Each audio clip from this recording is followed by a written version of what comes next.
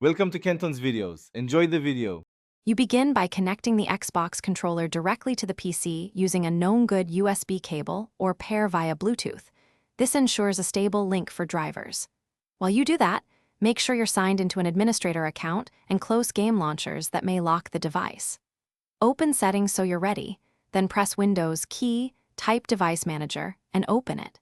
This first setup reduces variables and speeds the driver update process because Windows can identify the controller immediately and show the right device node. Next, in Device Manager, locate the controller under Xbox Peripherals, Human Interface Devices, or Sound, Video, and Game Controllers. Right-click the controller entry and pick Update Driver. Choose Search Automatically first so Windows pulls the latest from Windows Update. If Windows returns no update, choose Browse My Computer and point to a downloaded Microsoft or Xbox Accessories driver folder. This lets you override stale versions. Make sure to reboot when prompted.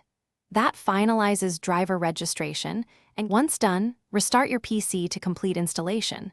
Then verify the controller appears in Bluetooth and Devices or Device Manager, and test in a game or the Xbox Accessories app.